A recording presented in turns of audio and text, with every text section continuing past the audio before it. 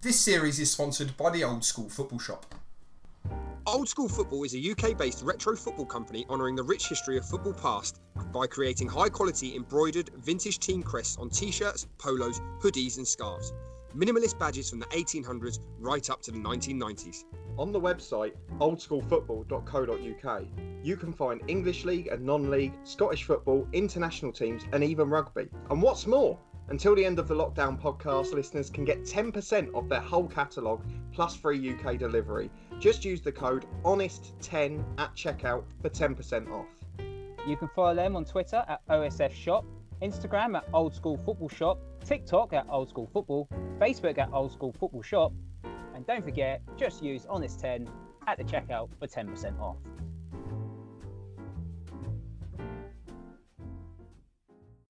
Hello and welcome to a special episode from the Honest Football Podcast. I'm joined as always by Charlie Betts and Craig Savage. Welcome along, gentlemen. Hello. Lovely waving skills. Today we are talking about a bit of a messy situation, and that is relating to the EFL. So obviously we did this when it was first announced for non-league, steps 3 to 7. And since then, it's just sort of crept its way up the pyramid, and we're now talking from Championship to League 2. So we're going to react to a few of the things. Firstly, that League 2 voted to end their season, that League 1 and Championship is still undecided, and the fact that promotion and relegations now we know will exist if the season is ended anyway. We've also then got to talk about the mess that leaves the National League in, who have also voted to end, and what on earth's going to happen with Project Restart 2. So there is so much to get through. So I will start initially with your reaction, gentlemen, as Charlie is giving us a lovely little view. No fences this week. I think it's finally... No, not today. Sorry. You're happy with yourself now, Charlie? You're looking good, yeah? Yeah, why? Do you have to do that again? No, that's fine. Oh, Craig's editing, isn't he? I forgot, I just realised. Sorry, right, Craig, you go first. You're a bit more knowledgeable on this call. To be honest, I think this is an absolute mess since this pandemic started.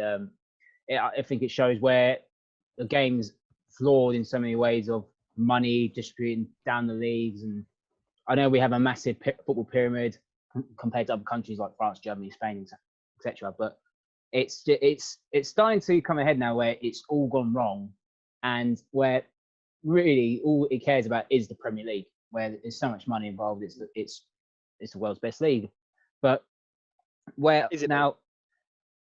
Yeah, I think. Well, no, I said the Championship's the best. Sorry. Most competitive league structure. Let's not talk the best. It's the best because it's the most competitive, not in terms of quality necessarily. No, but going with Project Restart, obviously this pandemic is obviously costing teams money. Manchester United released yesterday that this virus is costing them £28 million, where that's pretty much one signing of a player nowadays for them. Where Side note to that was, Craig, the thing that really got me about that is, they talk about how unimportant ticket revenue is at the top level. Yeah. And the fact that 20 of that 28 million was broadcasting rights immediately, and hardly anything was down to match day revenue. That was really startling to me. It's funny enough that before this pandemic started, they said that it was released that all Premier League teams can actually host a game without fans, and not lose any money. So it's funny how it all goes the opposite way now, where they've got the chance to obviously play games without any fans. They're all panicking over revenue, all that stuff. With the EFL, it's much harder because obviously the money going out, it's non-existent really going down the football league. And when we sort of predicted that though, didn't we? A few weeks ago, we sort of mentioned that flow of money not going where it should do, and it all staying at the top. Not that we have all the answers and we're sort of prophetic, but I don't think you needed to be knowledgeable about football to see what's happening now. What you're talking about, Craig, it was always going to happen this way. It's just sad that really, as even football fans, there's nothing really we can do about it, is there? We're quite powerless in all of this. Yeah, like we mentioned in probably the last one with the non-league teams, is even at League 1 and 2 level, you're talking about certainly the majority of the income coming from a match day, which is where the big difference is here. And obviously League 2, as we mentioned, have voted to end. So I guess we should probably start with that. Because the big problem with it was that they'd said, we want to end, we want promotion, but we don't want relegation. And let's be fair, I think we're all probably in agreement that you can't have one without the other. No, definitely not. So as it stands then, it's as the table is now, or is it that points per game? Like when you say that they've ended the season, on what sort of basis? Well, this is the problem, isn't it, compared to non-league? Is there they just voted, they said no relegations, no promotions, the season is voided. Whereas here, they've said the season is ended. They've said that promotion and relegations are still going to occur, but haven't decided on the method. Obviously, points per game looking the most likely. But I guess the first question to you guys is, what would your recommendation be? Well, go on, Craig, you go first. The problem is, obviously, I'm not speaking for League Two, but obviously, Bury folding or being kicked out of the Football League has not helped at all. Because if they were still in the Football League, I would say let's just cancel it, keep it as it is, and we'll go again the season after. Mm-hmm. But the problem is, obviously, because that Bury gone, obviously, it's just fitting all the teams in respective leagues. Obviously, you need 24 and then 24. And then the problem with that is where, obviously, it has to stop at some point. Where, obviously, you need an extra team going up into League Two, for example, like Barrow and then we've got Harrogate, who are currently second in the National League. They can't get promoted anyway because the EFL banned 4G pitches. Yeah. So how's that going to work? So they're going to lose out on that as well if it comes to that. But it's just one big mess, and you can't have. If you're going to have promotion, I don't think there should be promotion or relegation, to be honest, in my opinion.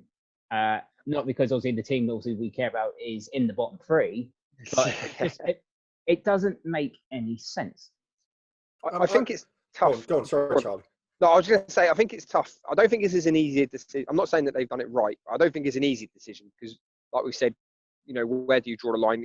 Some people talk about teams who've walked their league, even as far down as like the Southern Premier or whatever it's called now, who were ahead 15, 20 points, but they won't get promoted. But then we're also saying on the flip side of that maybe teams who were dead and buried, as an example, Stevenage, who, I don't know, obviously they're now getting relegated, but if you apply the same principle to League One, there's going to be teams there who effectively are relegated, but won't be. So I don't know. It's hard to do it in a fair way without. I think whatever they do, they have to do all the same thing. Personally, I don't agree with the promotion. I would just void it and just start the whole thing again. And I know that saves teams like Stevenage and Craig is not a massive fan of, and it would keep them in the Football League. I just think it's fair on everyone then. It's really fair on everyone. And I know that's harsh on teams who've won their league, or not won, but effectively won their league. But it's the only fair way of doing it. Because once you start doing something for one league and one for another, you're getting into really dodgy territory then. And as Craig says, you're going to end up lopsided, aren't you? Because they've already said from step 3 of non-league down, they're not going to have promotion and relegation. And as Craig said, with Bury, there's going to be a discrepancy somewhere. And Lord knows there's going to be a few more in the next few months. Macclesfield are basically on the edge, and there's 2 or 3 more that aren't far away. But this is what I was about to say. With Macclesfield, they could get another points deduction for it, for all we know. Also, what we don't know. Sheffield Wednesday and Derby were being investigated. Birmingham as well. So do the EFL say, right, we'll play in the rest of the season for the championship? The bottom 3, let's say Barnsley, Luton and Hull were in the bottom. Are they in the bottom 3? They're currently I think it's Charlton at the minute. Charlton, sorry. Oh, yeah. I was going to bring up Charlton, but you go first, Gordon. Yeah, I was literally about to say that. So that's... Go on, sorry. But, like, obviously, I'm saying, like, if Derby and Sheffield Wednesday have been proven guilty of financial irregularities, shall I say. It's your favourite word on this podcast. I always struggle with that word. Always struggle. But if they get, like, they're getting 12 points deducted, for example, what was the actual point then of playing all these games? If there was if it was no pandemic, obviously everyone plays, it seems to be over now. It's playoff weekend. It's bank holiday weekend, but it'll be playoffs this weekend. But they're going to, for example, obviously, teams, if it goes to PPG, teams at the bottom will probably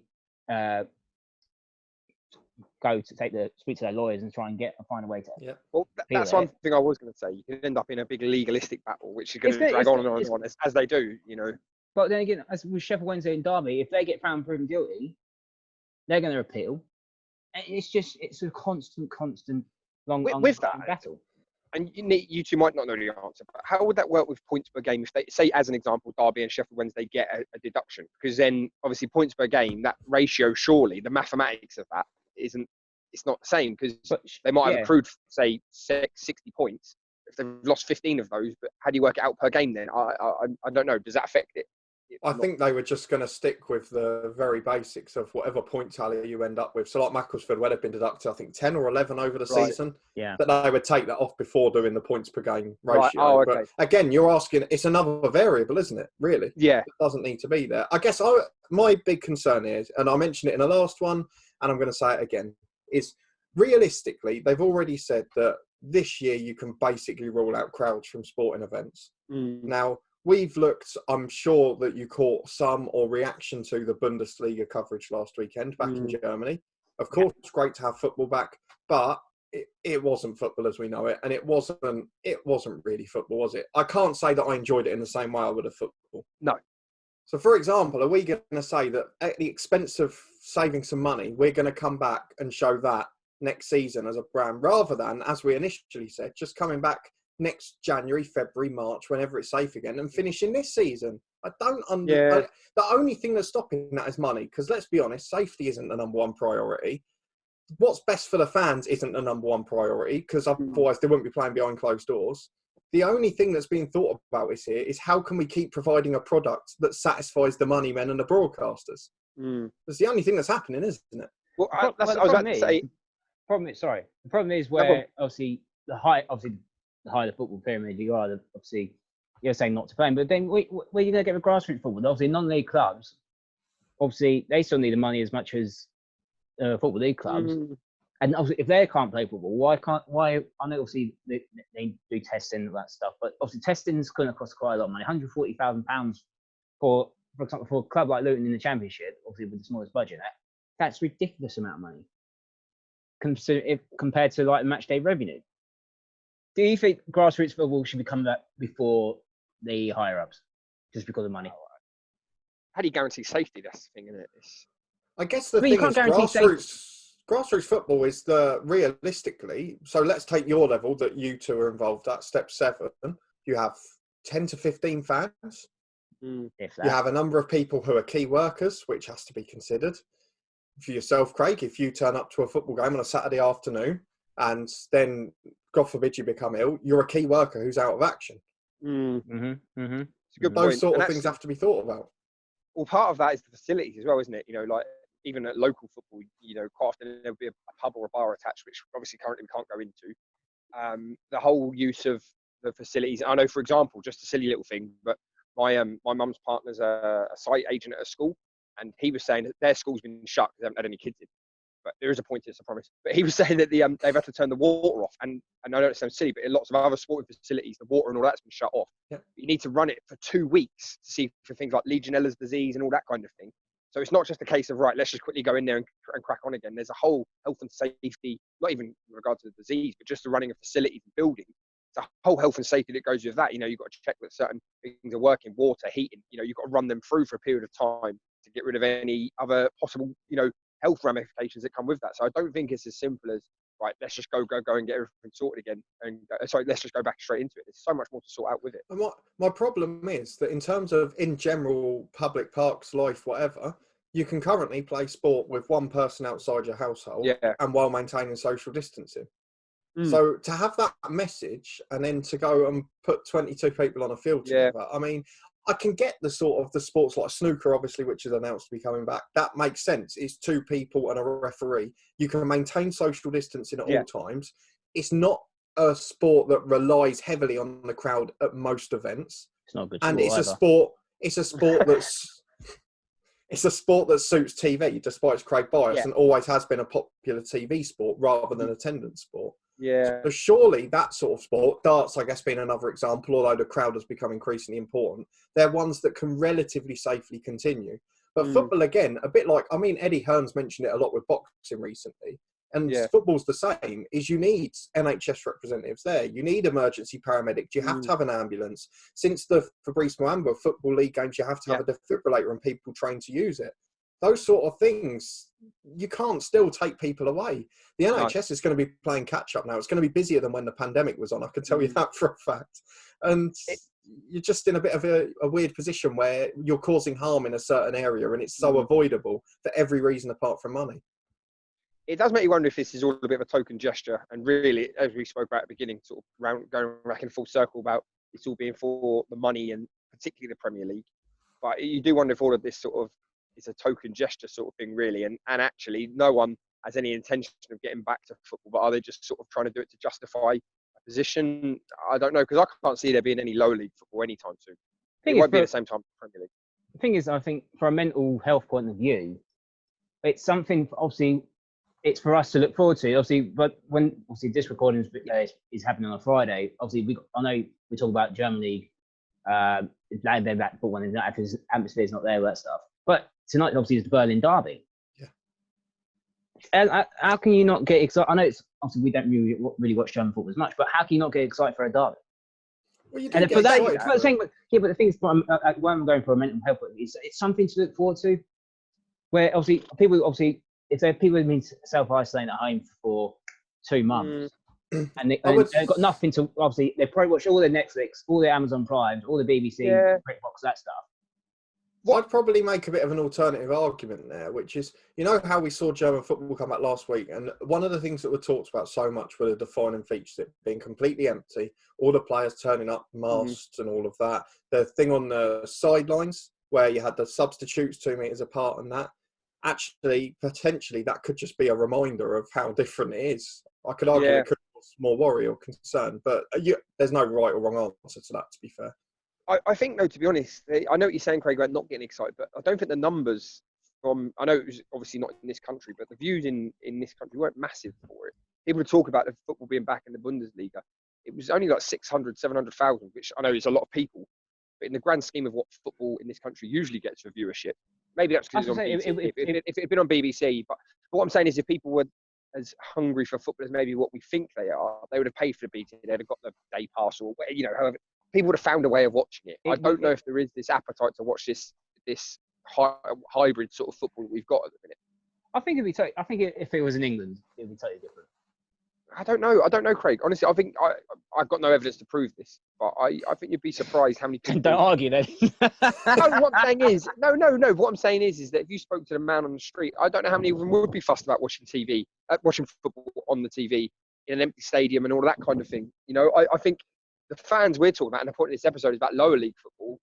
A lot of those fans aren't big Premier League watchers. They follow Premier League teams. That's why, because they're at their respective grounds every Saturday. Well, that's a good point Charlie makes, is the Premier League games, yes, we can clearly see, a bit like the Bundesliga in Germany, I guess, which had good viewing figures, that the Premier League would. But if we're talking Championship to League 2, I wouldn't say there's going to be a noticeable appetite increase. We all know that the Premier League's going to come back because financial reasons will dictate that will happen. But I can't see any logical, realistic need for the Football League to do so. And whether they agree promotions or relegations, as long as it's the same across the board and it's all do or all don't, then I haven't really got a disastrous problem. And if it means Luton go down, so be it. I'd actually feel a bit weird if we stayed up as a result of this, when really we deserve to go down over the season so far. I mean, I don't know where. I suppose if we were in charge, where would we go from here? I know you sort of asked that earlier, but given what we've discussed now, I don't know what the next step would be. It's not an easy decision they've got, but there's a few things. Obviously, we know that the financial problem is horrendous. So obviously, you start with a salary cap. That's where you start. Yeah. Because you can't have, even if the highest wage player for the bottom team in the championship is getting compared to like the highest wage player that's higher up in the championship, it's totally different. That's where you got to get even with it. League 1, League 2, you definitely have to have a salary cap. Nationally, you have to have a salary cap. Non-league. Why though? If you know what I'm asking, like, what's the rationale for that? Because some clubs can't afford stuff. It's clear. It's clear. I'll go back to something again, and there was someone else as well, but again, I'll mention an Eddie Howe one because I watched it. He said, if you've got a business model that can't survive a 3 months disaster, you haven't got a business model. No. And what's proven here is half of the EFL and Premier League doesn't have a business model. No. It's not sustainable, and we've been saying this for years. Football isn't sustainable, and it's been hit by 3 months in the grand scheme of things to a normal business is not massive terms. It's a big term, but it's not massive terms, and it's not been able to cope. Now, you can understand with most other places because it's not an inflated market. It's not in a great position. But football, it's on its pedestal on its own, should really have been able to survive this with the money in it. And the fact that it's not been managed sustainably has meant it's not. You can't call something the most richest game in the world if you actually can't even afford it. No.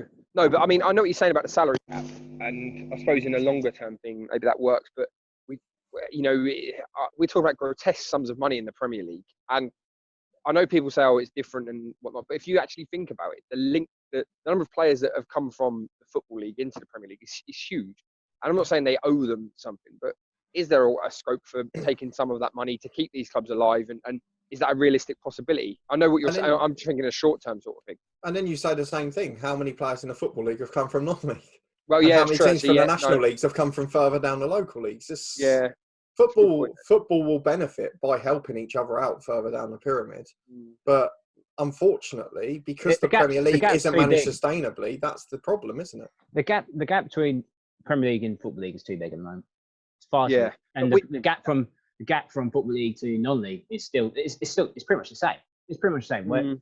We all, to protect football, like the beautiful game in this country where the game was invented, it needs to be like that. Oh, gosh, it's a massive period. It's a massive pyramid. Massive. You don't get 700 teams, 800 odd teams in one cup competition.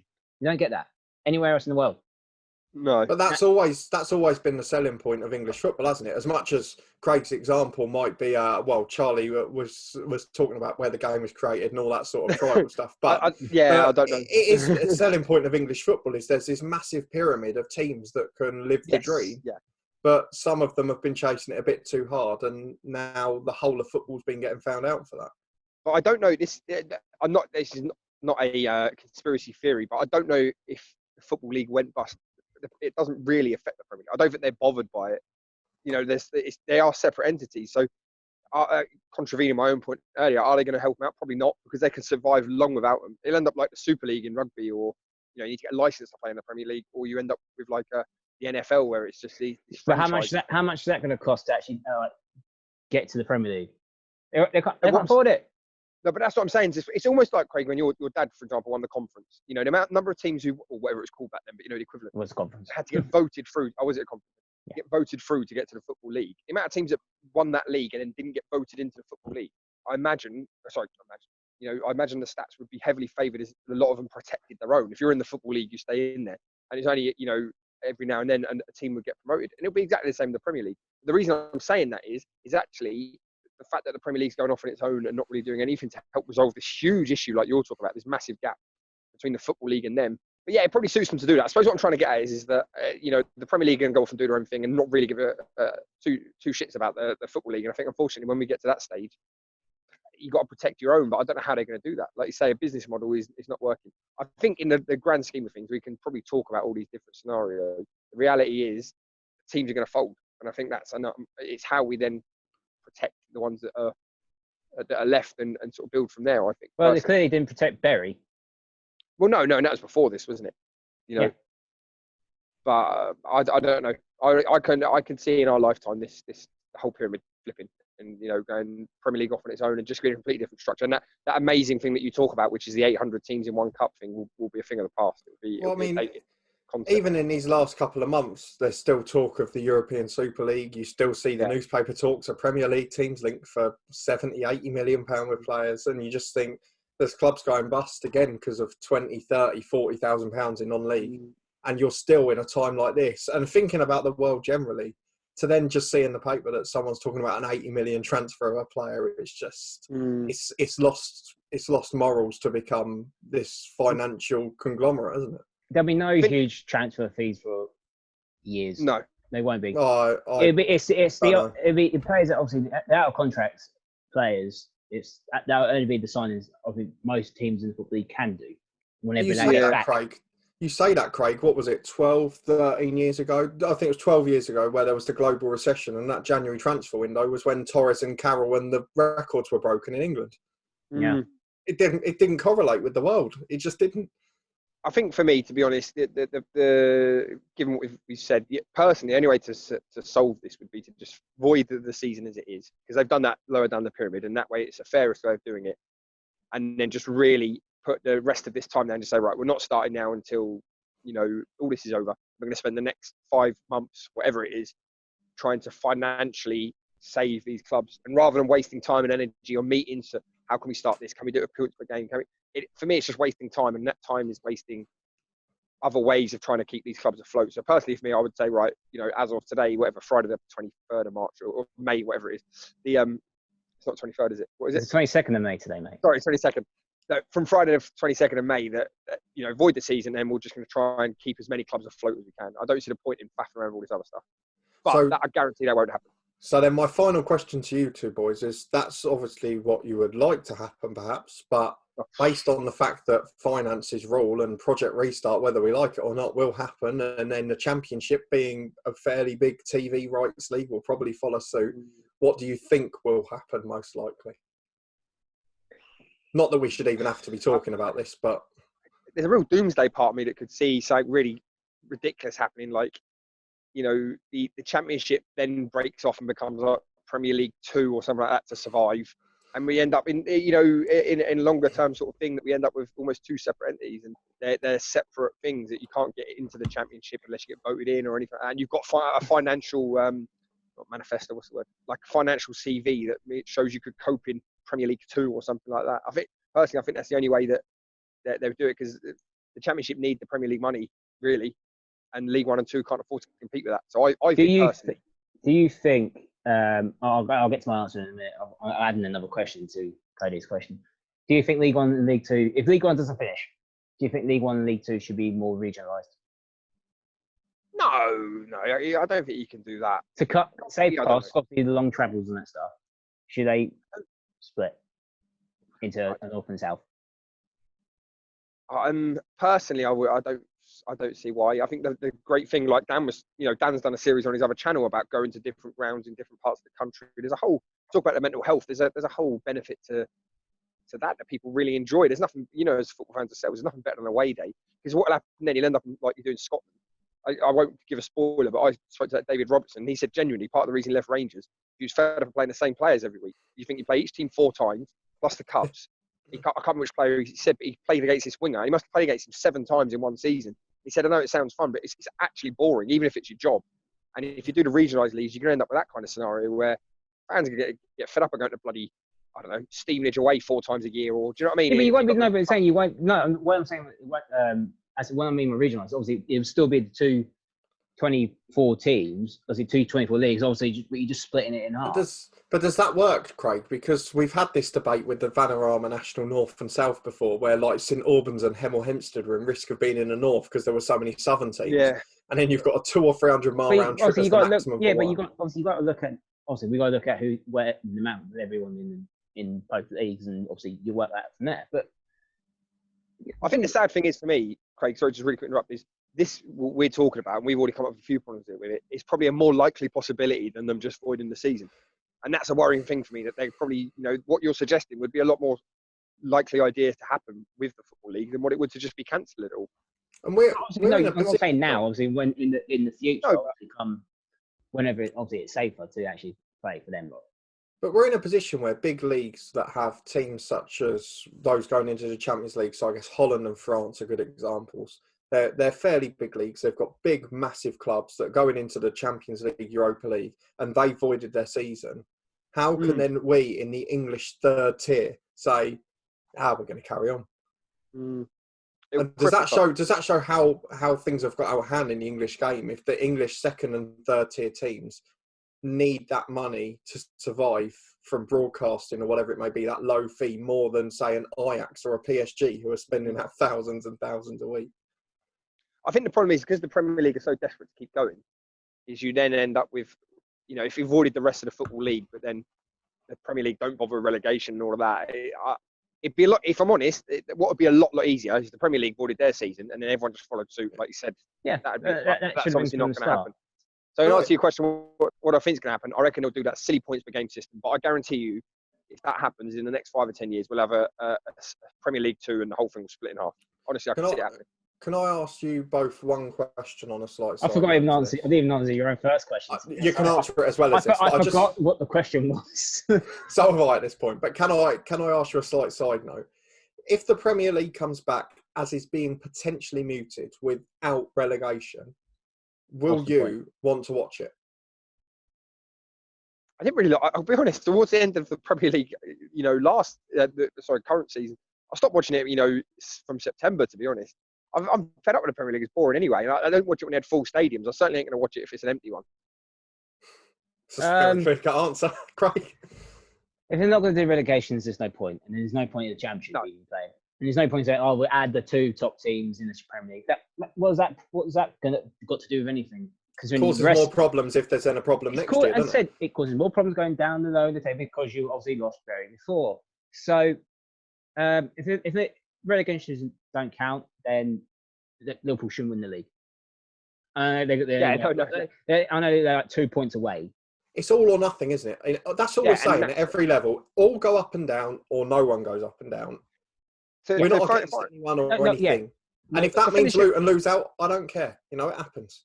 Well, to finish it off for me, like you were saying, obviously the standard, the league that Craig and I are involved in, obviously the season's been voided.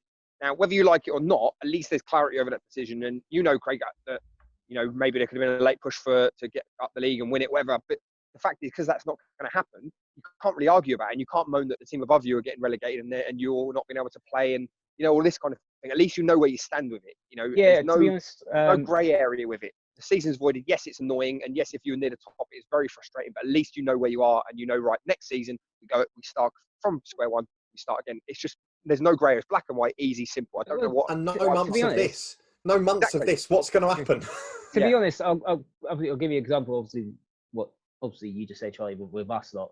But my team personally, obviously, we still had half the season to go, and this was early March, so it would have been just highly frustrating. Just a lot of times. Yeah, that was due to the weather. Due to bad weather. But the thing is, the team that was actually top, I've not heard anything bad. I've not heard, why are they cancelling? Nothing like that, which is strange because they were unbeaten, and I think they were 5 points clear, something like that. But I've heard nothing. So they knew what was going to happen, and they just accepted it and moved on. Is there more of an understanding though in non-league because lots of people are still key workers, lots of people have day jobs, they're in the real world as such. Is there more of an understanding and a morality to it because of that? I think it's just to quickly add to that, really. Go on, Craig, sorry. No, I think it's just more of obviously the step really. Obviously, like South Shields and whoever. I think they really won the league. Something like that. Obviously, I feel for them. I can understand that. I do feel their pain. But obviously, for our step, I think it's just one of those we actually go out and enjoy playing rather than we've got something really riding on it. So it didn't really matter. But no, I agree with what you're saying. But and I'm going to quote this from a very wise man. You might, even if you were top of the league, like you're saying, and you were, walking it and you've already won it, whatever, and at least you know where you stand and you just accept it and move on. Do you know what I mean? Like, I think. Sure, that's a wise man you're quoting.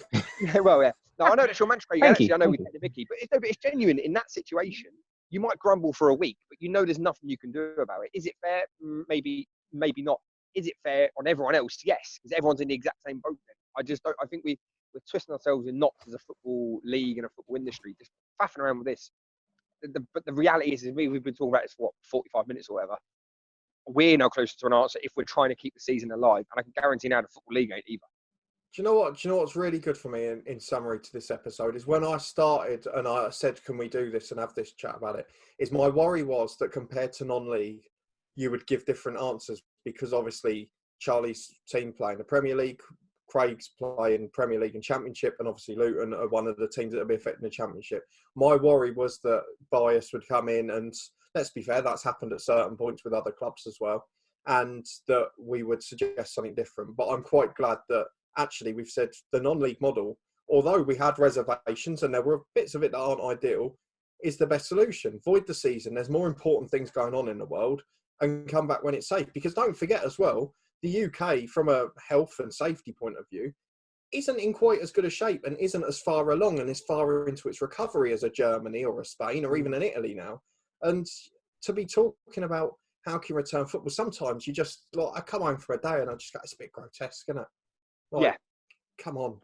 There's more important things going on. And then, after you've watched an hour of Sky Sports News and you put the government briefing on and it's, 500 people have died today. Mm-hmm. And you've just got to have a little bit more perspective than that in my opinion. To sum it up for me, I think it was Troy Deeney who said that he can be marked by 3 men in the box, but he can't get his hair cut yet.